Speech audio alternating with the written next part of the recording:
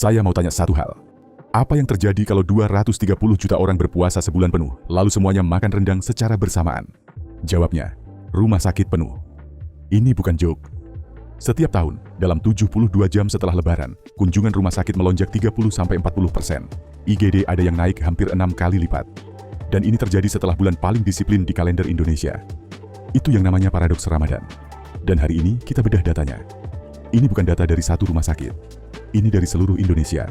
RSUD Kanujoso, Balikpapan, pasien naik 30-40%. RSUD Karanganyar, Jawa Tengah, 40-43 pasien rawat jalan di hari pertama buka.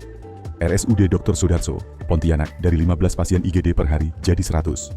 11 puskesmas di Mataram, naik 30-40% semuanya. Dan apa penyakit paling banyak? Nomor 1, gangguan pencernaan.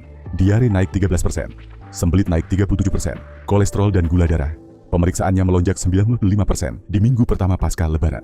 Dan yang paling bahaya, hipertensi. Dari 28.000 pemudik yang diperiksa Kemenkes, hipertensi nomor 1. 193 pengemudi dinyatakan tidak layak mengemudi karena tekanan darah terlalu tinggi. Oke, tapi kenapa? Kita semua tahu Lebaran itu banyak makan. Tapi kenapa kita tetap tidak bisa rem? Ekonomi perilaku kasih jawabannya. Pertama, optimism bias. Kita semua yakin, beberapa hari doang, nggak apa-apa. Padahal satu porsi opor rendang ketupat itu 1390-1570 kilokalori. Itu hampir kebutuhan sehari penuh. Dan itu baru satu rumah. Kunjungi 7 rumah, selamat. Anda sudah makan untuk 2 hari. Kedua, present bias. Rendang di depan mata mengalahkan risiko kesehatan yang masih abstrak. Ketiga, tekanan sosial. Menolak makanan tuan rumah itu, jujur aja, tidak sopan. Riset menunjukkan makan bersama meningkatkan konsumsi 44% dibanding makan sendiri. Tapi yang paling berbahaya, berhenti minum obat. Menkes sendiri memperingatkan, pasien kronis yang stop obat selama Lebaran itu, yang bikin mereka masuk rumah sakit setelahnya. 60% pasien menghindari terapi selama puasa.